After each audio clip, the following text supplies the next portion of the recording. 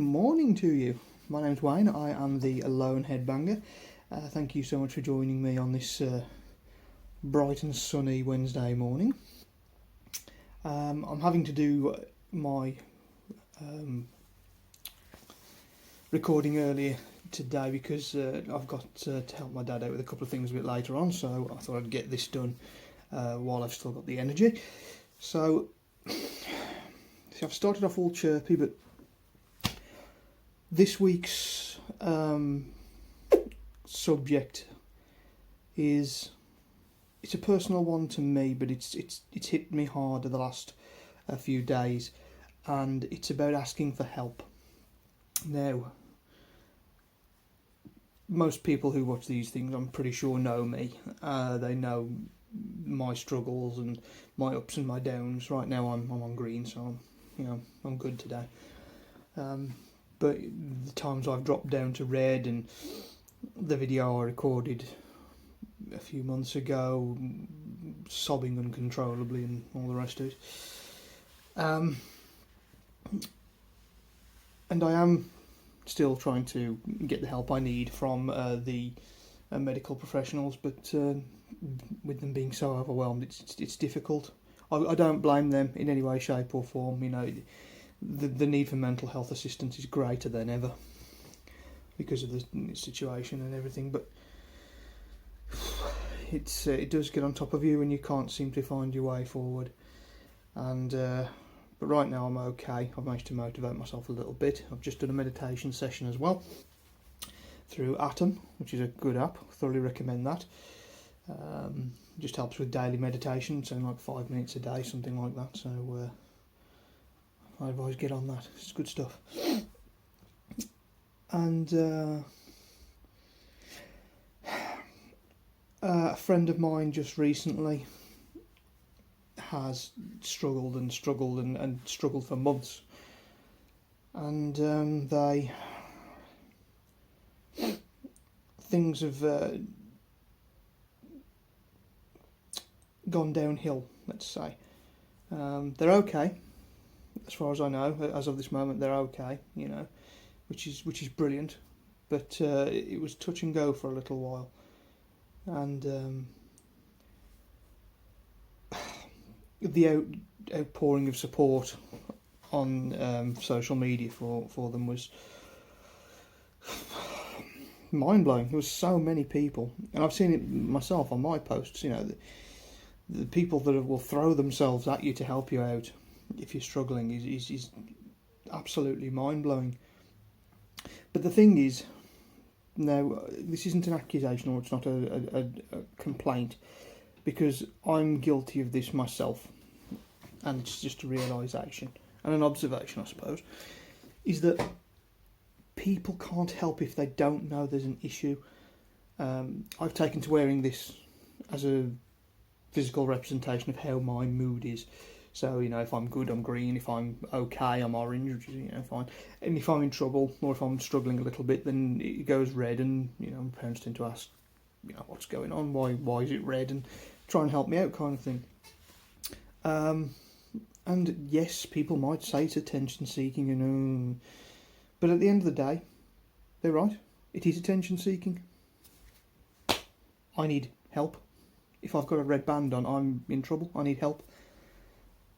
And the stigma of having people accuse you of attention seeking and like saying, oh well, you just after sympathy. It's like, no, I'm looking for help. I'm having trouble, and I need some assistance. And there's no shame in asking for that help. And all these people that say, oh, you're attention seeking and what have you. It's like, all right then, supposing they are attention seeking and you give them that attention, so what? On the other hand, they're not attention seeking and you don't give them that help, then they could wind up dead. So I don't believe in this whole, oh, they're attention seeking, I'm not going to help kind of thing. If you're a decent human being, you'd want to help someone who is in trouble. But at the same time, as I said, people need to know, and you need to talk to people and make them aware of what the issue is. People can't help if they don't know what's going on. I was guilty of this in my previous bouts of depression years ago. I'd just clam up a little bit, wouldn't talk to my parents, wouldn't talk to partners, anything, I just, it was like clearly there was an issue, but I wouldn't talk about it, and so no one knew what to do. And since I've decided to become a lot more open with my mental health, with regards to like raising awareness of it and how people do struggle, then I think it really, I don't know, it's sort of opened my eyes a little bit to what people will do for you, and they will look for ways to help. But that's it. You've got to let people know that there is a problem. It doesn't have to be an outcrying post on Facebook or anything.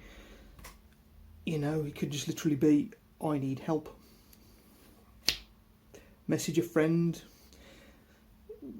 Anything. Just say, I'm struggling a little bit. I mean, friends for the most part, all they can offer is an ear and maybe a little bit of practical advice. And as always, you've got that many crisis lines and people to talk to. There are people that can help, or at least try and find out what the root cause of the problem is, so you can try and help yourself a little bit and give you advice on how to get to that root problem. But you've got to let people know. You can't expect people to help if they don't know there's an issue. As I say, I learned that myself. So now it's like a case, I know I'm vulnerable at the moment, in that my moods can switch. People know that, so if I put something on Facebook that's slightly dicey, people know that I need help, and alright, you can call that attention seeking if you like. But the alternative is if I don't get that help, if I don't get that conversation from a friend,